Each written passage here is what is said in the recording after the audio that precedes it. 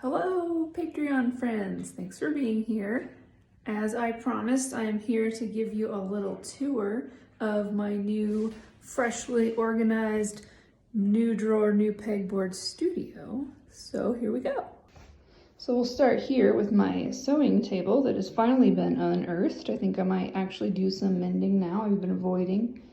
That's my workshop box. I take it to birthday parties, everything. I just put my little toaster oven on top and roll it out of here. Here is where I keep my to-be washed paintbrushes. That was the same before I organized it, but now that's all that lives on that table. The domes that used to live over on the sewing table are now part of this area. This was probably my biggest problem area. I had like a tote and then just boxes of clay. So I really needed a place to store my clay. So I've got all my Fimo. A little bit of that is from the beginning of the pandemic where I had to order a bunch because they shut down production.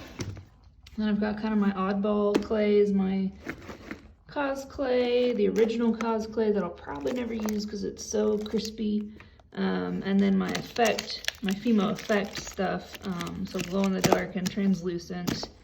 I'm going to be using the translucent, which is nice and buttery, to, come on, there we go, to help make the crispier, older stuff workable. I've got some things that are already made that I can take to shows, shipping, Dremel tool, my box of stuff for Christmas in July. I wanted to keep kind of separate. And then all of the leftovers from the entire studio are right here. Including this box was left over from my workshop box pre-pandemic that I never messed with, and so now they're all crispy. I hope to be using all of this either in beads for the 25-cent machine or with the... Okay, I lost my train of thought. I'm back. I'm going to be using these on the landscape series to get rid of them all. Got a few little unfinished projects that have their own dome. This wall features some friends' work. That's David Harmon, and this is Tone Zone Toys, as well as this little guy here. My closet contains a lot of the stuff that was just out on the floor. It's got the machine, my tables, my event box, and then a ton of displays that have been a lot of them have been made especially for me, and I can't get rid of them. It's also, P.S., my costume closet. All of our costumes are back there. So here's the desk. It is much cleaner surface-wise than before. I'm really curious to see how long I can keep it that way. I invested in these pegboards. They came from IKEA. I got inspired by some other artists that I saw on Instagram using them.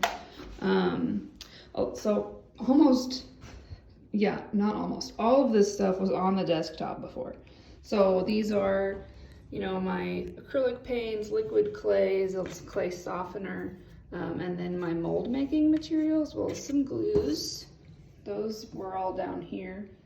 My different types of coating of gloss. So that's like a little bit of a trade secret there. The Varathane, which is like a floor polish, is the perfect thing, like the only thing I ever use to cover polymer clay, but I have like everything from matte, semi-gloss to high gloss.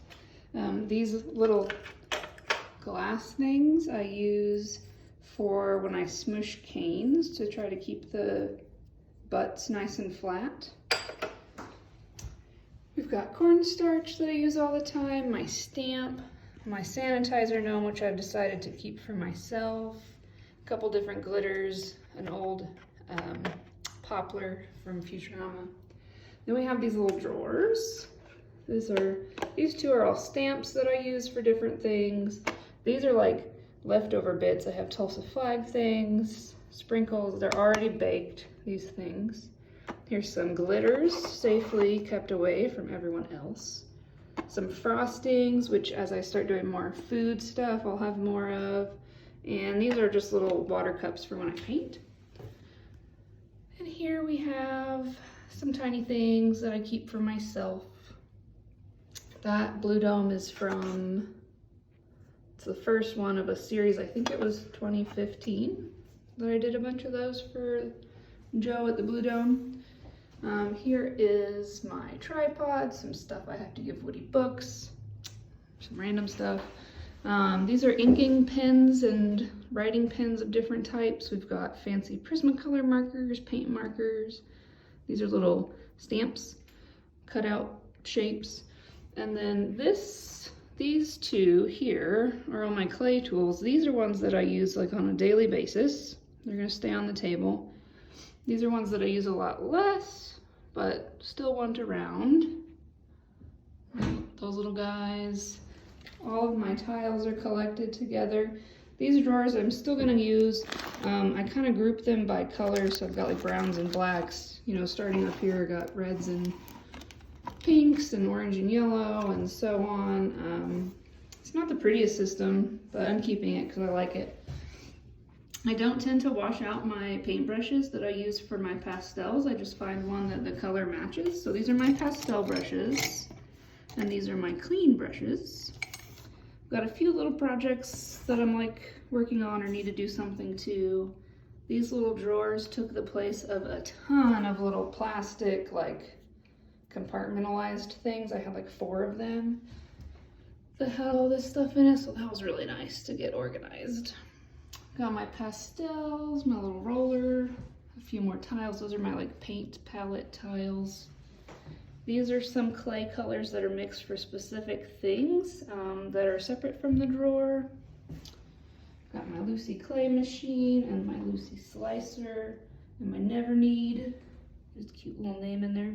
And this is new. I only just now realized that I could be using the metal parts of my desk to store my magnets, because a couple of times last year I ran out of magnets without realizing it. So I kind of want the stock to be right in front of my face. So that's a different thing.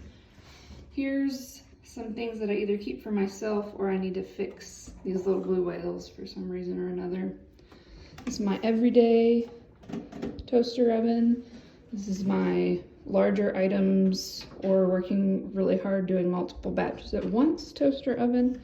This is my favorite. It goes with me to workshops. Here's some knickknacks. My snail. This was my dad's and it was always in my parents' room, and I think my mom didn't like it and I really loved it. So now it's mine. These drawers contain basically all the other crafts I've ever done. So we've got like string and beadwork stuff up here, some ribbons, and we've got like paper crafts and felt in here, and that's just like a ton of different glues and like, you know, different items that I don't use very often. This is a little fine art cabinet. This is clay stuff.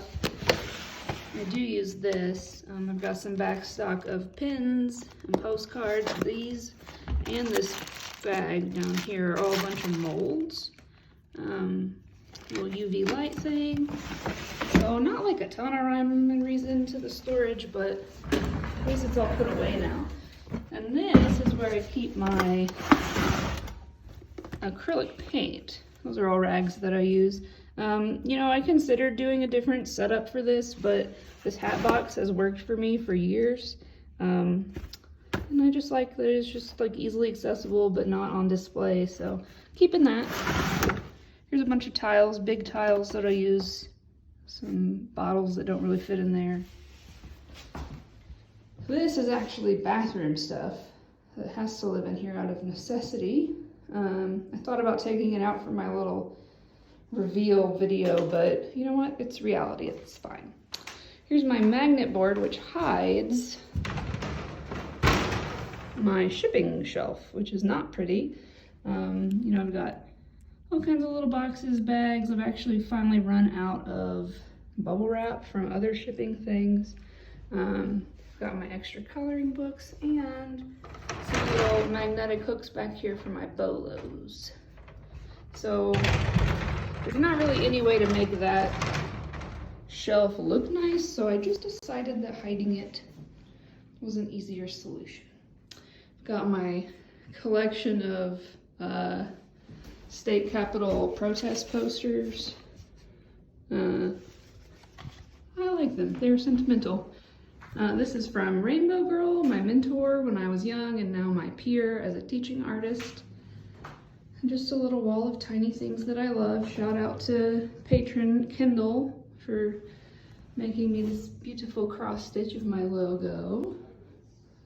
And that's it. You've now seen my whole studio. Thanks for hanging out, and bye.